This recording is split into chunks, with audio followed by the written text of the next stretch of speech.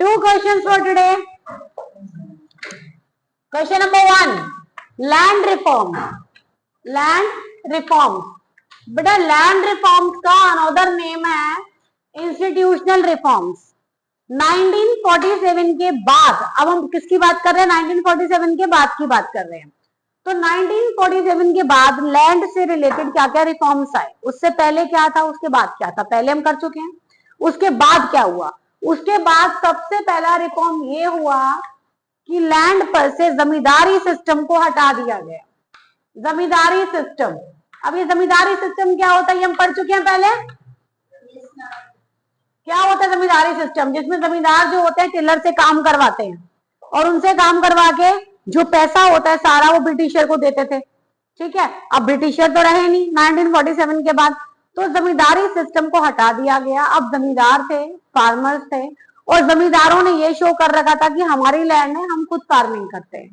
ठीक है, तो जमींदारी सिस्टम के हटने से ये जो था, जो टिलर को एक्सप्लॉइट किया जाता था, फार्मर्स को एक्सप्लॉइटेशन होता था, वो एक्सप्लॉइटेशन हट गया। रेंट फिक्स हो गया लैंड के ऊपर, ये एक पॉजिटिव पॉइंट था लैंड रिफॉर्म्स के अंदर। सेकंड पॉइंट आप इसके अंदर लिख सकते हैं जमींदारी सिस्टम के बाद, लैंड सीलिंग। ये बड़ा अच्छा पॉइंट है, इसको थोड़ा एक्सप्लेन भी करेंगे हम 3 to 4 मार्क में, और जमींदारी सिस्टम को भी आप एक्सप्लेन कर सकते हैं। ये क्वेश्चन बोर्ड में अगर आता है land reform, explain the land reform, तब तो सारे लिखने हैं, और सिंगल वो कोई पॉइंट देता है उठा के, तो आपको 3 to 4 मार्क का वो पॉइंट लिखना है। लैंड सीलिंग, सील वर्ड का मीनिंग क्या होता है? सील, सील क्या होता है? सील का मीनिंग नहीं, आपको सीलिंग मतलब छत लग रही होगी, है ना? सीलिंग का मतलब यहाँ पे छत नहीं है, मैक्सिमम। सील का मतलब एक मैक्सिमम लिमिट को सेट कर देना, जो कि उस टाइम पर किसने की थी? गवर्नमेंट ने। लैंड सीलिंग, लिमिट को सेट करने का काम गवर्नमेंट का होता है। ठीक है, गवर्नमेंट ने लैंड की लिमिट को सेट कर दिया, ये बड़ा मजेदार पॉइंट है। जैसे गवर्नमेंट ने बोला कि सभी लोग जो है ना लैंड लिमिट में रखेंगे, एक मैक्सिमम लिमिट सेट कर दी। अब जिनके पास लैंड के पेपर नहीं है, आपके यहाँ से बहुत सारे नोन होंगे जिन पे लैंड के पेपर नहीं है, बट लैंड उनकी है, बहुत सारी होती भी है, वो कहते नहीं 2-2 किले मेरे, वो 4 किले मेरे, वो 6 किले मेरे, बोलते भी है ऐसे। तो गवर्नमेंट ने बोला जिनके पास पेपर्स नहीं है वो अपने लैंड के पेपर दिखाइए, और अगर पेपर नहीं है तो वो लैंड हमें दे दीजिए। अब गवर्नमेंट ने ये जो चलाया पूरे के पूरे इंडिया में चलाया। अब सिंपल सी अगर मैं आपसे एक बात पूछूं, हरियाणा के लोग लैंड दे देंगे अपनी? पेपर होंगे या नहीं होंगे तब भी नहीं देंगे। हरियाणा के लोग, यूपी के लोग, ये तो जान दे देंगे, लैंड नहीं देंगे। अब गवर्नमेंट ने जब ये लैंड सीलिंग चलाया तो ये 1-2 स्टेट में ही चला, उससे पहले सभी ने इसके लूप होल्स ढूंढ लिए। लूप होल्स वर्ड का मतलब होता है उसकी कमियां, कि कैसे इससे बचा जाए। तो उन्होंने बचने के लिए किसी ने नकली पेपर तैयार करवा लिए, अपने रिलेटिव के नाम पर लैंड शिफ्ट कर दिया, सो दैट उनको ये ना देना पड़े। तो अब आपसे क्वेश्चन पूछा जाता है लैंड सीलिंग क्या होती है, वाज इट सक्सेसफुल? तो लैंड सीलिंग का मीनिंग था मैक्सिमम लैंड जो की लिमिट वो सेट कर देना, वो लैंड सीलिंग था। तो was it successful? No. Reason? बिल्कुल, इसके लूप होल्स ढूंढ लिए थे, उनको लूप होल्स बता दे। लूप होल्स ये थे कि लैंड को अपने रिलेटिव के नाम पे दिखा दो, या फिर उनके नकली पेपर बनवा लो। और कुछ फार्मर्स, जमींदारों ने ये दिखाया कि हम अपनी लैंड पर खुद काम करते हैं, हमारे पास कोई फार्मर्स वगैरह नहीं है, और उनको एक्सप्लॉइट भी किया, तो ये सक्सेसफुल नहीं रहा था। क्लियर है लैंड सीलिंग क्या होती है? फिर आपकी बुक में है consolidation of holding. Consolidation of holding, इसका मीनिंग क्या होता है? इसका मीनिंग होता है जो लैंड है वो छोटे छोटे पार्ट्स में डिवाइड है, छोटे छोटे पार्ट्स में। अब उस सारे पार्ट को एक साथ करके फार्मिंग करना। देखो कोई भी काम अगर हम थोड़ा थोड़ा थोड़ा करते हैं तो प्रोडक्शन होती है कम और हमारा इनपुट लगता है ज्यादा। कैसे? मान लो कि इसके पास लैंड है, किसी भी पर्सन के पास लैंड है, वो अपना अलग ट्रैक्टर लेगा। मेरे पास लैंड है, मैं अपना अलग ट्रैक्टर लूंगी, ट्यूबवेल लूंगी, सब कुछ लूंगी। किसी और के पास लैंड है, वो भी अपना अलग ट्रैक्टर लेगा, ट्यूबवेल लेगा। अब हम सारे अपना अलग अलग लेंगे। अब अगर हम सारे अपनी लैंड को मर्ज कर देते हैं, ठीक है, तो मर्ज करने के बाद हमारा इनपुट लगेगा कम, आउटपुट आएगा ज्यादा। तो ये बेस्ट ऑप्शन है या नहीं? कम इनपुट पे ज्यादा आएगा, तो इसे बोलते हैं consolidation of holdings. Consolidation of holdings, ये लैंड रिफॉर्म्स थे। लैंड, अब अगर फुल मार्क मतलब फुल आता है क्वेश्चन कि एक्सप्लेन द लैंड रिफॉर्म्स या इंस्टीट्यूशनल रिफॉर्म्स, तो आपने तीनों लिखने हैं, अदरवाइज वो एक सिंगल सिंगल कोई भी पॉइंट उठा के आपको दे सकता है। क्लियर? नेक्स्ट 2 क्वेश्चन दूंगी आज के लिए ओनली। नेक्स्ट है हमारा ग्रीन रेवोल्यूशन, ये आप लोगों ने पढ़ा होगा, पढ़ा है? चलो अब इसे हम अच्छे से एक्सप्लेन करते हैं आज और आपको अच्छे से समझ में आएगा। Very short long all question. Green revolution क्या होता है? ग्रीन रेवोल्यूशन वर्ड का मीनिंग होता है प्रोडक्शन का मल्टीपल टाइम्स बढ़ जाना। प्रोडक्शन का मल्टीपल टाइम्स। अब आप एक बात बताओ, ये प्रोडक्शन है, रातों रात तो बढ़ेगी नहीं, कोई मैजिक है, कोई मैजिक स्पेल किया आप और प्रोडक्शन बढ़ गई, बढ़ती है ऐसे? नहीं। तो ये ग्रीन रेवोल्यूशन क्या था, क्यों आया, प्रोडक्शन कैसे बढ़ी, वो हम डिटेल में सुनेंगे। ग्रीन रेवोल्यूशन वर्ड का मीनिंग है प्रोडक्शन का मल्टीपल टाइम्स बढ़ जाना, उसे कहते हैं ग्रीन रेवोल्यूशन। कब आया? ईयर 1966। 1966। 1 mark question. फादर कौन है इसके, कौन लेकर आए? MS Swaminathan. MS Swaminathan is the father of green revolution. क्यों आया? 1966। आपको याद है, मैंने भी कल सिखाया था, 3 प्लान लगातार 3 साल का गैप। तो 1966 में कौन सा वाला प्लान आएगा? प्लान नंबर कौन सा है? थर्ड। कौन सा है? अगेन 1 मार्क क्वेश्चन कि ये कौन से 5 प्लान में आया? थर्ड। तो आपसे वैसे पूछ सकता है कि ग्रीन रेवोल्यूशन कौन से 5 प्लान में था? थर्ड में था। थर्ड में ही क्यों था? क्योंकि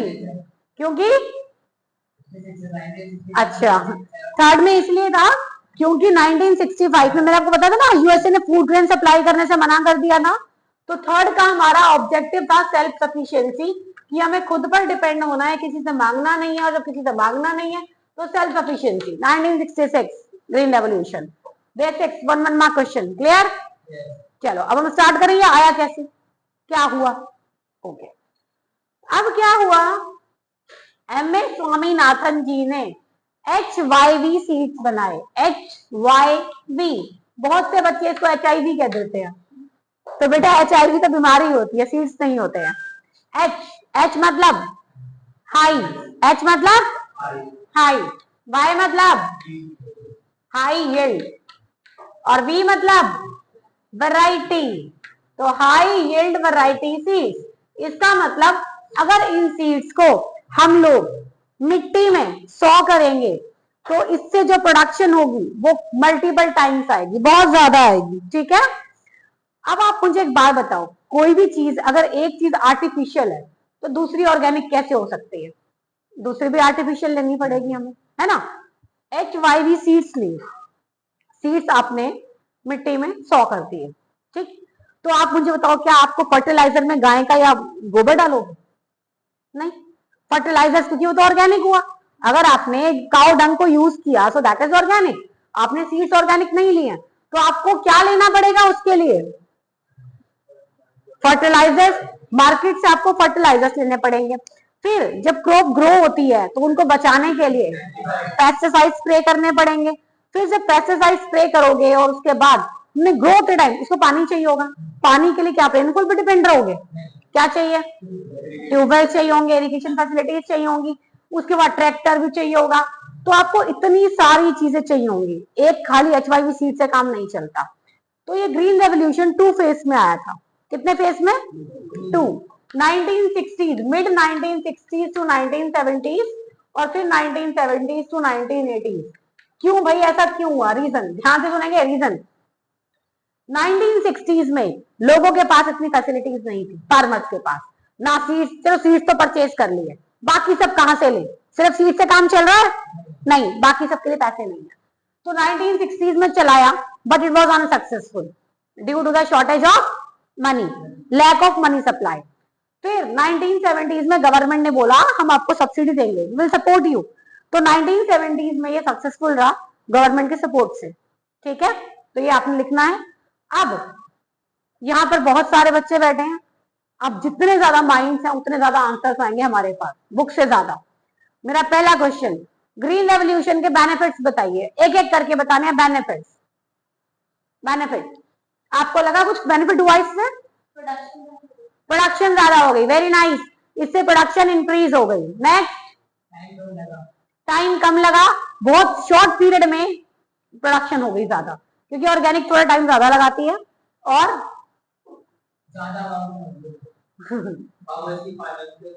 वेरी नाइस, फार्मर्स की फाइनेंशियल कंडीशन अच्छी हो गई, now they are selling more production, so they are getting more money.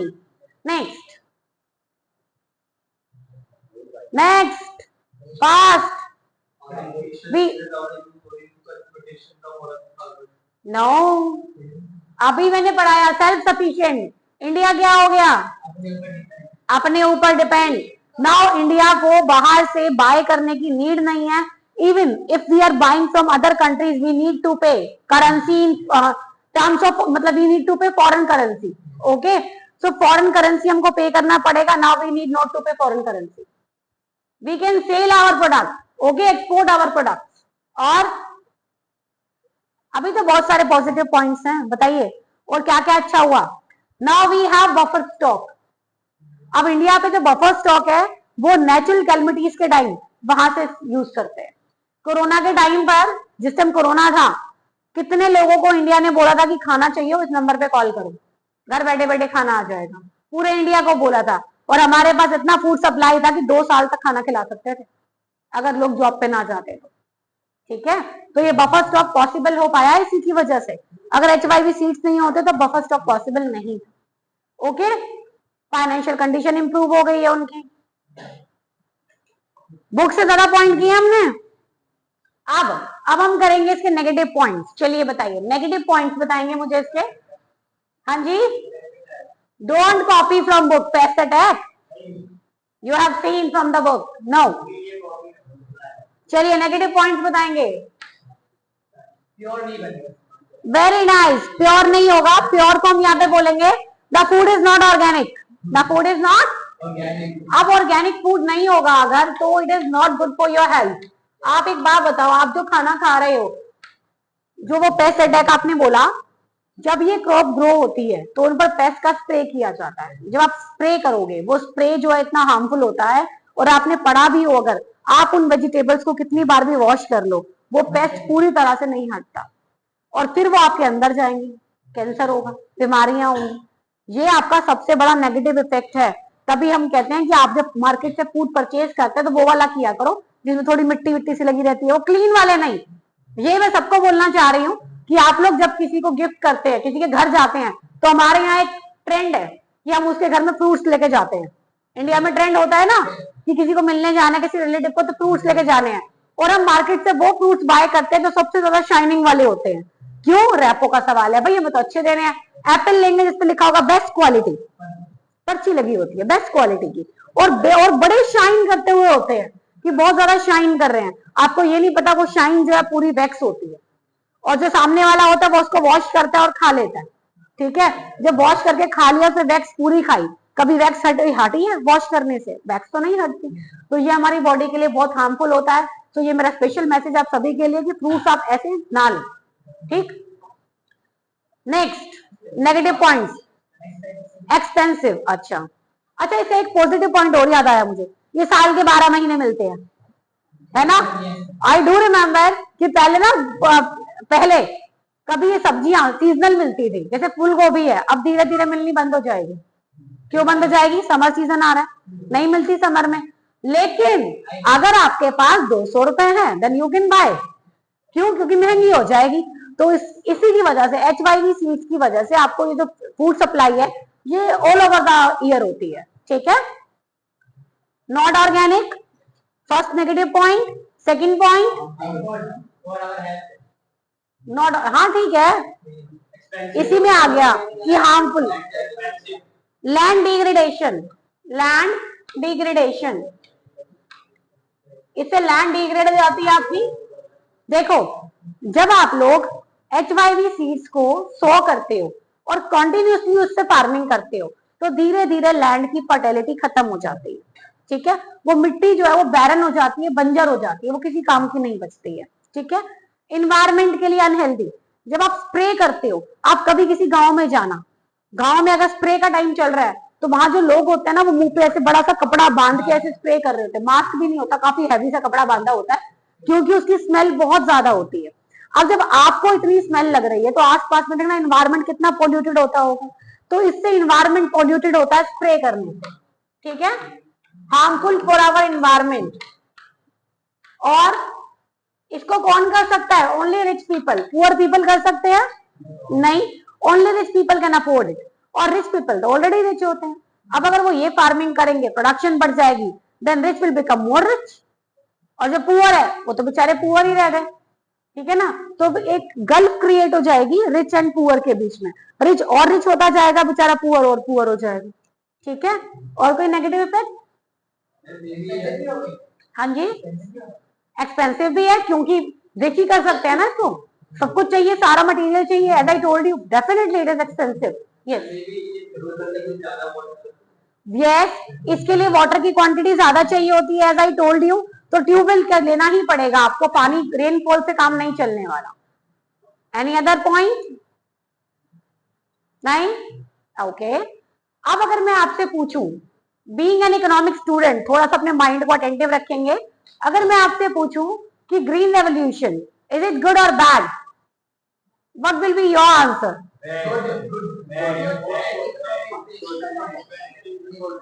The answer is, जैसा मैंने आपको पहले बताया था, it is a debatable issue.